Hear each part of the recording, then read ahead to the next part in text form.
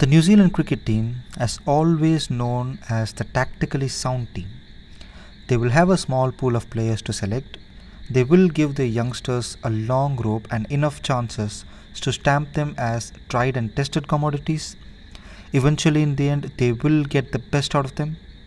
They enter each and every ICC tournament as the dark horse but will end up overperforming. But all these things have started to change in this T20 World Cup. For the first time, the New Zealand cricket team has failed to qualify for the semi-finals of an ICC World Cup since 2014. In these 10 years, they have played 6 World Cups in which they reached the finals 3 times, reached the semi-finals 3 times, but lost everything. But what was the difference this year? The one main reason I can point out is that all their experienced marquee players have become freelance franchise cricketers. So this is the second episode of Cow Corner, Cricpundit's podcast series, and the title is The Kiwi Downfall.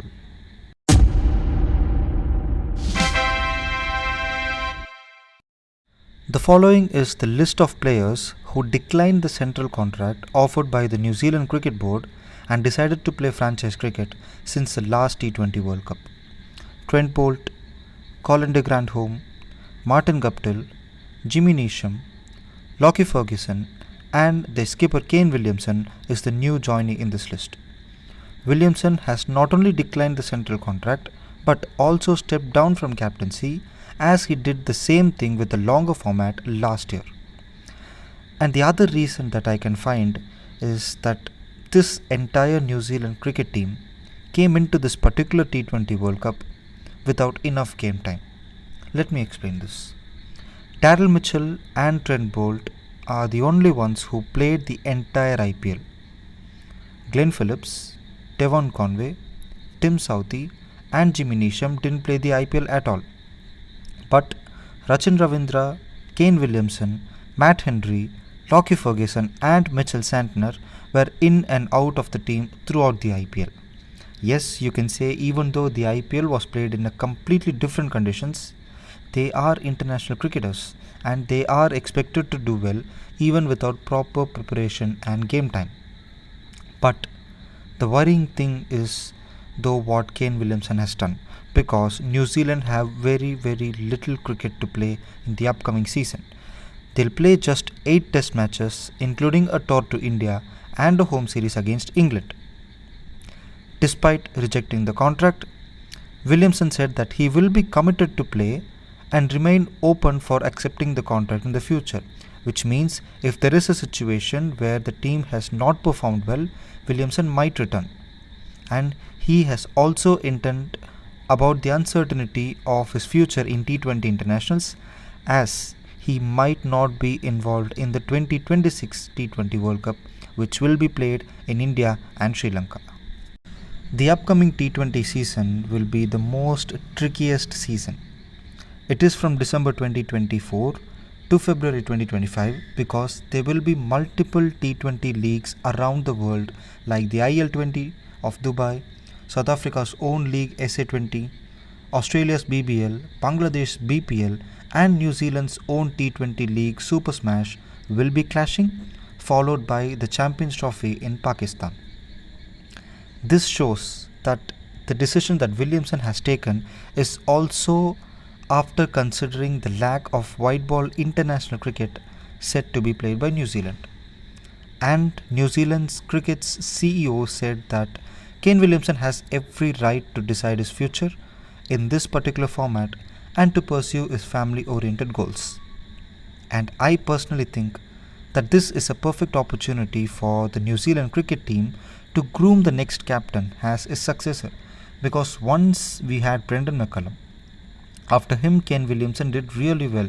I think he overperformed, exceeded everyone's expectation, but there is no stronger personality other than Kane Williamson in this particular group.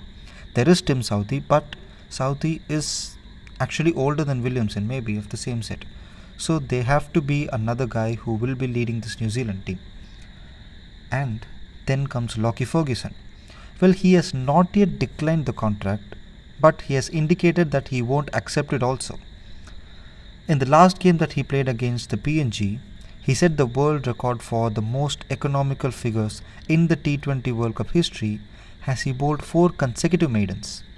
Yes, 4 consecutive maidens. His figures were 4 overs, 4 maidens, no runs conceded, and picked up 3 wickets. Kane Williamson has confirmed that he will play in the 3rd edition of the SA20 and the Super Smash. It is a bit confusing, yes, I'll explain, because in a press conference, he said that according to New Zealand cricket's rules, he must be playing in the Super Smash if he is not on international duty. Okay? And finally, Williamson is also set to miss the 3 ODIs and 3 T20s against Sri Lanka, but will be back to play the ODI series just before the Champions Trophy for preparation.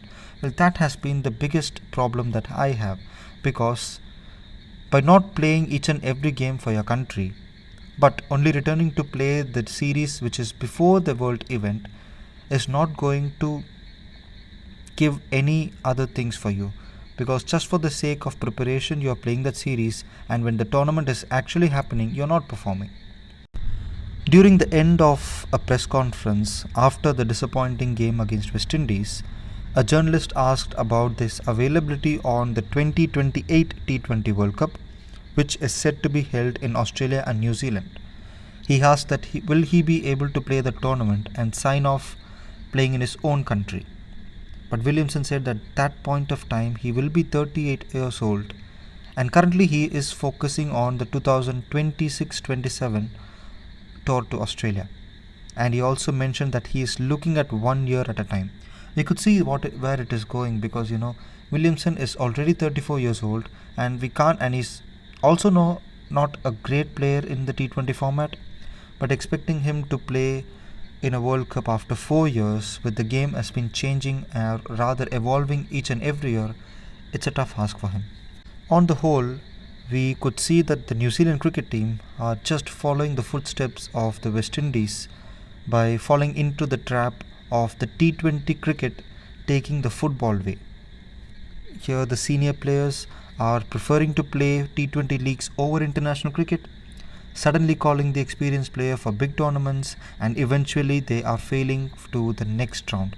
We could get the vibe that what West Indies had in the 2021 season, where they called Bravo, Russell, Narain, Ravi Rampal and Chris Gale to play, but the result was just simply nothing.